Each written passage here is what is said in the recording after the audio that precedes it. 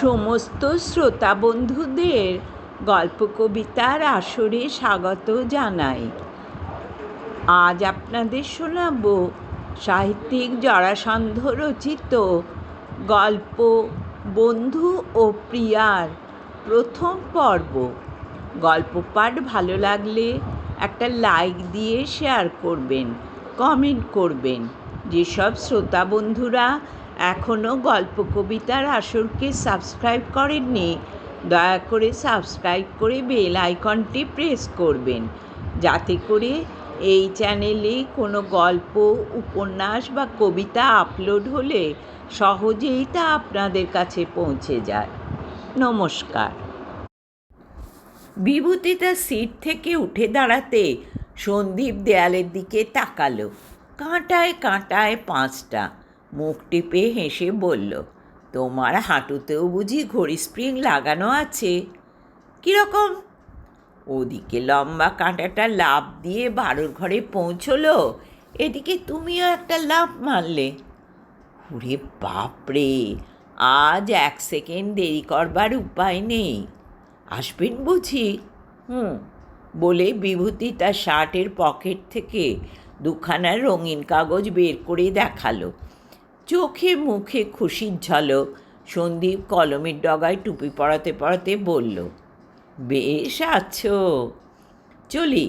বলে ডান হাতটা ওপরে তুলে পা বাড়াতে যাবে, ঠিক সেই মুহূর্তে ছোট সাহেবের পিয়ন এসে তার বিহারি বাংলায় জানালো, সাহেব ডাকছেন। অ্যাসিস্ট্যান্ট সেক্রেটারি বড়াট সাহেব। তার জীবনের একমাত্র লক্ষ্য ফাইল পার করা। তার জন্য প্রতিদিন কতগুলো বাড়তি ঘন্টা অফিসে বসে পার করেন এবং অন্যকে করান, সেই হিসেব নেই, হুঁশও থাকে না। বিভূতি মুখখানা কালো করে পিয়নের পেছন পেছন কাছেই একটা কাঠের খুপড়িতে গিয়ে ঢুকলো। রাইটার্স বিল্ডিংয়ে অ্যাসিস্ট্যান্ট সেক্রেটারিদের অফিস বললে যা বোঝায়, এবং বেরিয়ে এলো মুখে আরেক পোঁচ কালি মেখে, হাতে একতারা কাগজ। সন্দীপ তখনও ছিল। বলল, কি ওগুলো? কি আবার? গুড়গুষ্টির পিণ্ডি। এক্ষুনি নাকি না দিলে হবে না? তা কি করে হবে?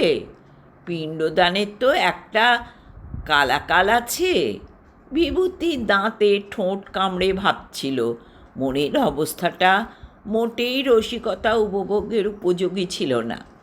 বয়োজ্যেষ্ঠ এবং চাকরিত কয়েক ধাপ উঁচু হিতাকাঙ্ক্ষী বন্ধুর দিকে চেয়ে হতাশভাবে বলল, এখন কি করি বলুন তো সন্দীপদা? গিয়ে বলো গে, আমার একজন বান্ধবী অপেক্ষা করছে, তাকে নিয়ে 6টার শোতে সিনেমায় যেতে হবে। যান, এসব সিরিয়াস ব্যাপারে ঠাট্টা ভালো লাগে না। তাহলে আর কি করবে?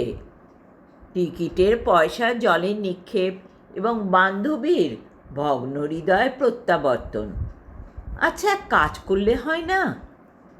টিকিট 2খানা আপনাকেই গছিয়ে দিই, তারপর আপনি ওকে শিয়ালদা স্টেশন থেকে ছবি ঘরে নিয়ে যাবেন, কাছেই তো।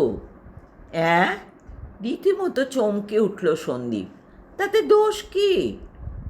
দেখো বিভূতি, ল কলেজে থাকতে বন্ধুত্বের খাতিরে প্রক্সি যে 2-4খানা দিনই তা নয়, সে রিস্ক নিয়েছি।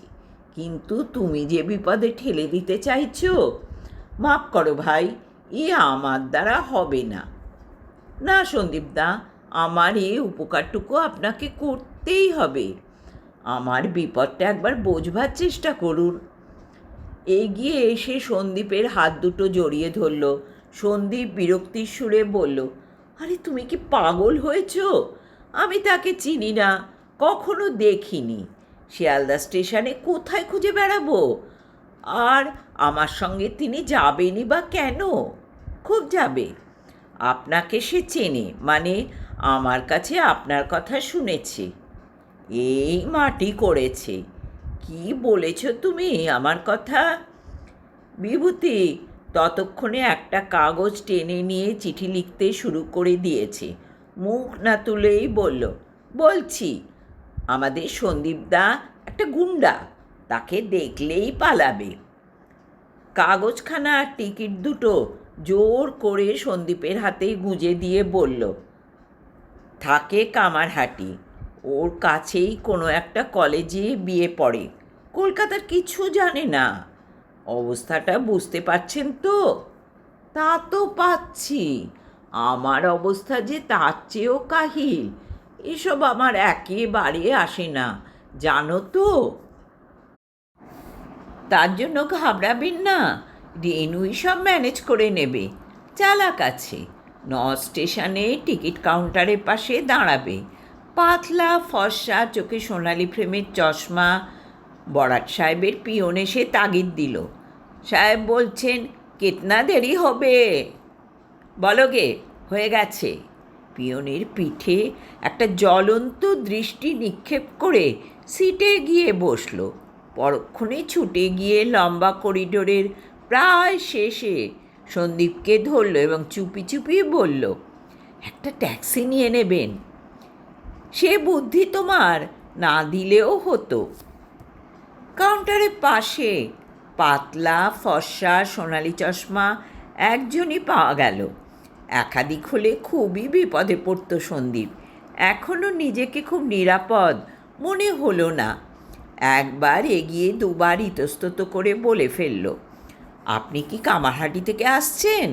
হ্যাঁ, কেন বলুন তো? আমি বিভূতির কাছ থেকে আসছি। ও, কি হয়েছে তার? উদ্বিগ্ন প্রশ্ন। না না, কিছু হয়নি, অফিসের কাজে আটকা পড়ে গেছে, একটা চিঠি দিয়েছে আপনাকে। চিঠিটা পড়তে পড়তে রেণুকার মুখ উজ্জ্বল হয়ে উঠল, তার উপরে একটি বিনম্র মৃদু হাসি। আপনি সন্দীপবাবু? বলে নমস্কার করল। সন্দীপ প্রতি নমস্কার করে বলল, দেখুন না কি মুশকিল, ও আসতে পারল না, এদিকে আপনি এসে অপেক্ষা করছেন, বাধ্য হয়ে আমাকে। ভালোই হলো, এই সুযোগে আপনার সঙ্গে পরিচয় হয়ে গেল।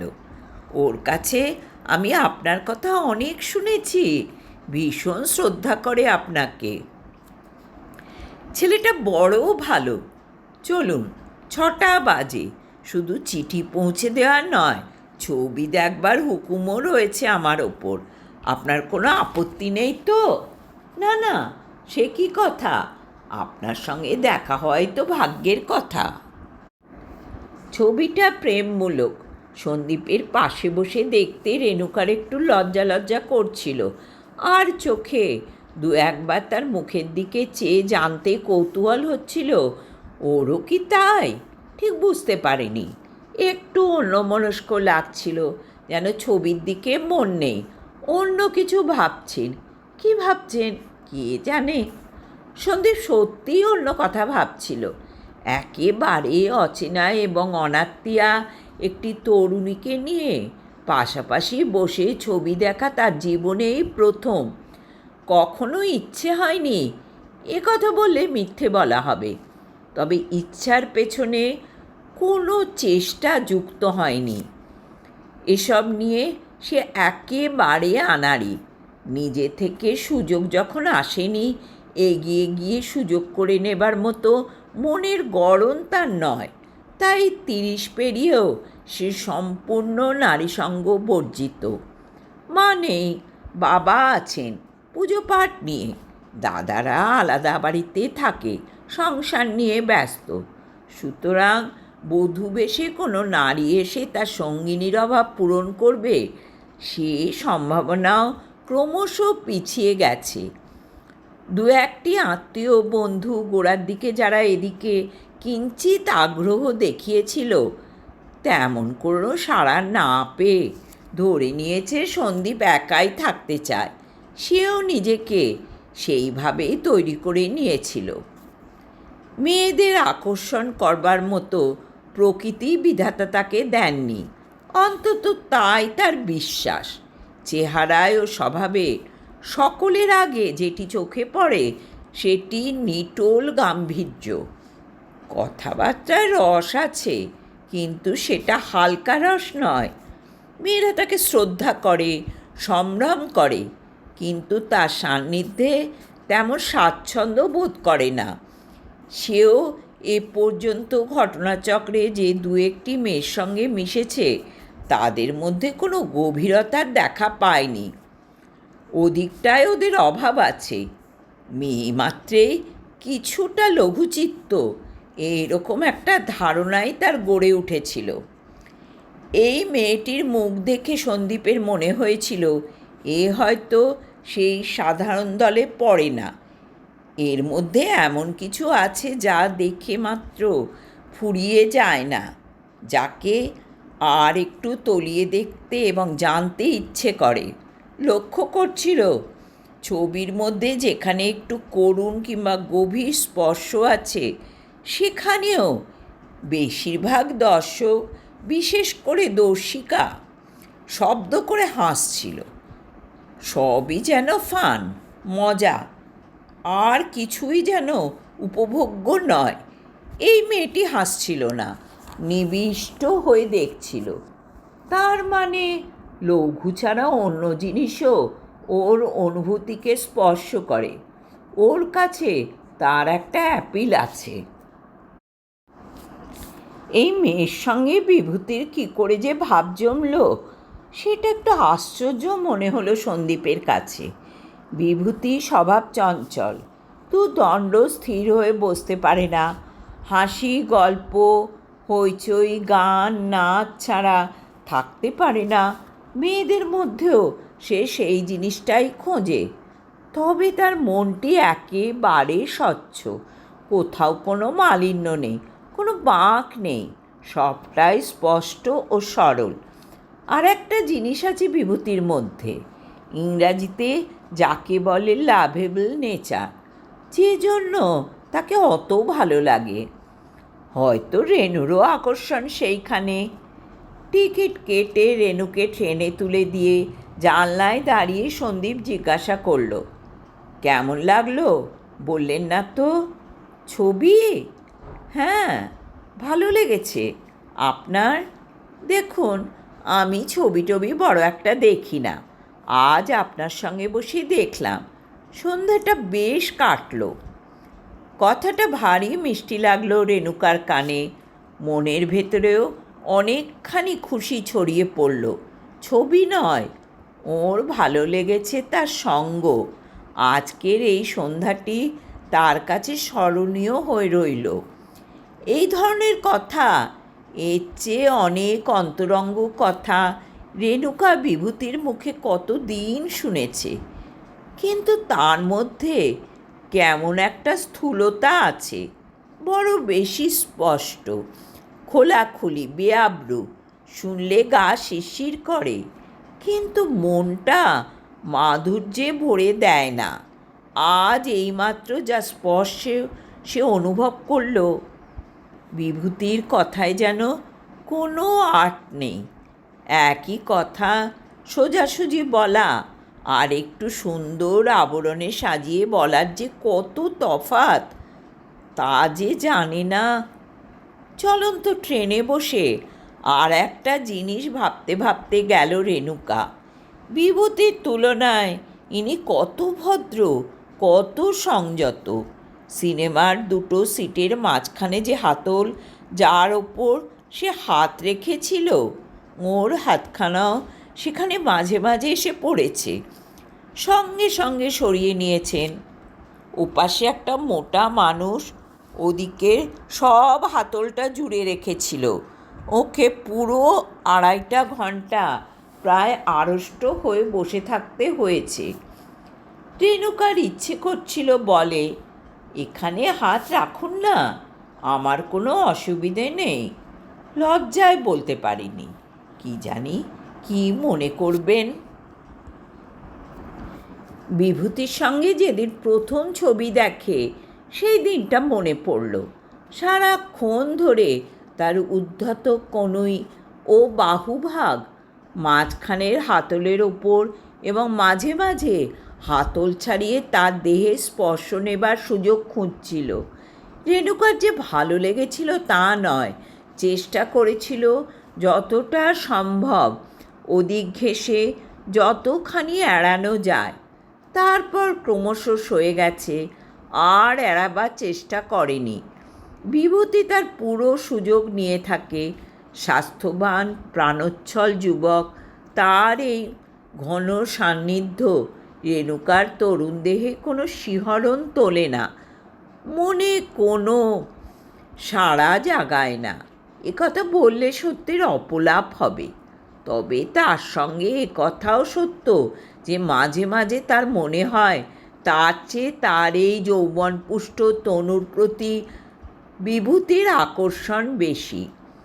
সেই দিকে চেয়েই সে তার মন জোগায়, তার মুখে খুশির ফোয়ারা ফোটানোর চেষ্টা করে।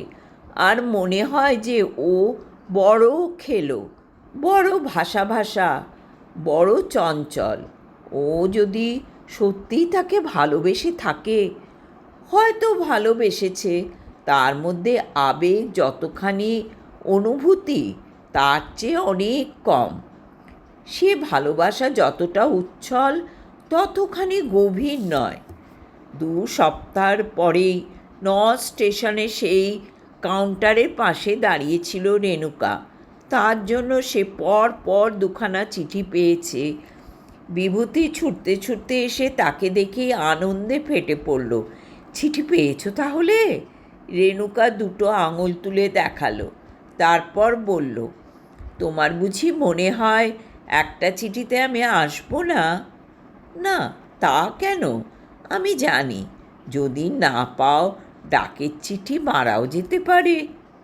বেশ গেল, কদিন না হয় নাই পেলে আমাকে।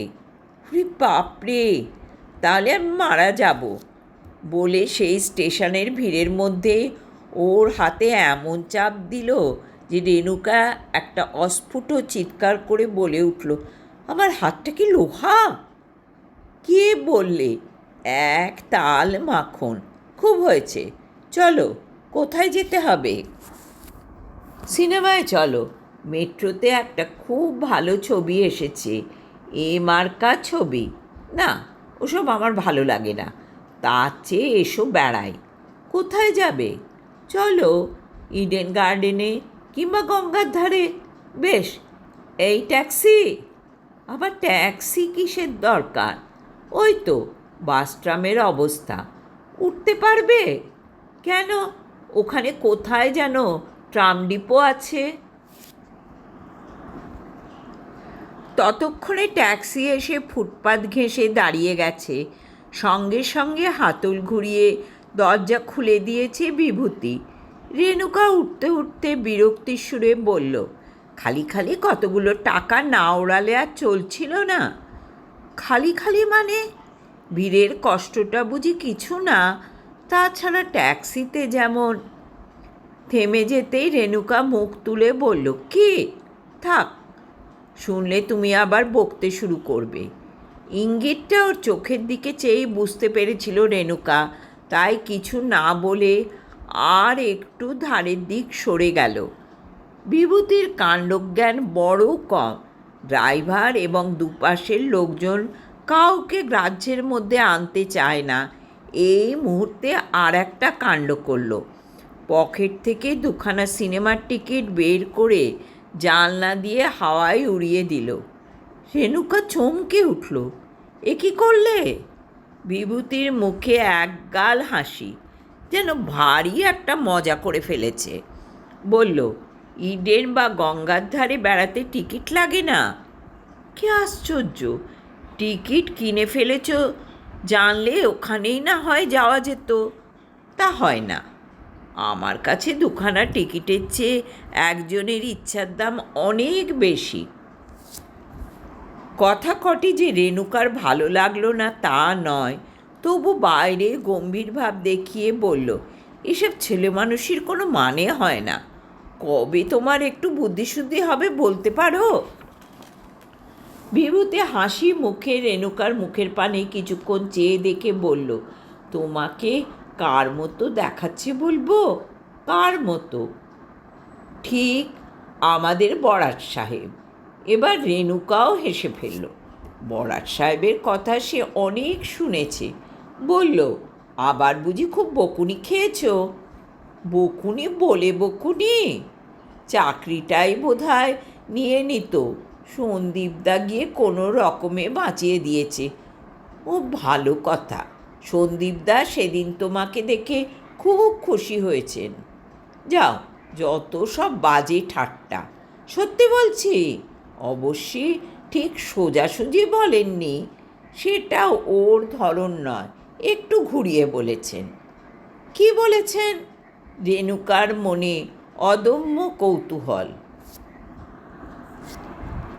আমি যখন জিজ্ঞাসা করলাম তোমার কথা, বললেন, আই কনগ্র্যাচুলেট ইউ। সত্যি আমার বন্ধুভাগ্য খুব ভালো। একদিকে সন্দীপদা, আরেকদিকে, বলে রেণুকার একটা হাত নিজের হাতে তুলে নিল। সে বাধা দিল না। ইডেনের ছায়া ঢাকা পথে বেড়াতে বেড়াতেও সন্দীপের কথা ঘুরে ফিরে এসে পড়ছিল। বিভূতিকে জানতে না দিয়ে সুকৌশলে রেণুকাই তাকে মোড় ঘুরিয়ে নিয়ে আসছিল এই প্রসঙ্গে। সন্দীপদার বাড়িতে তার বাবা আর ঠাকুর চাকর ছাড়া কেউ নেই। দিন কাটে অফিস আর পড়াশুনো নিয়ে। আড্ডা নেই, ক্লাব নেই। মাঝে মাঝে বাইরে চলে যান। চাকরিতে খুব উন্নতি করেছেন। এরই মধ্যে অনেককে ডিঙিয়ে হেড অ্যাসিস্ট্যান্ট হয়ে গেছেন। অ্যাসিস্ট্যান্ট সেক্রেটারি হতেও খুব বেশি দেরি নেই। বিয়ে থা করেননি। কে খোঁজ করে?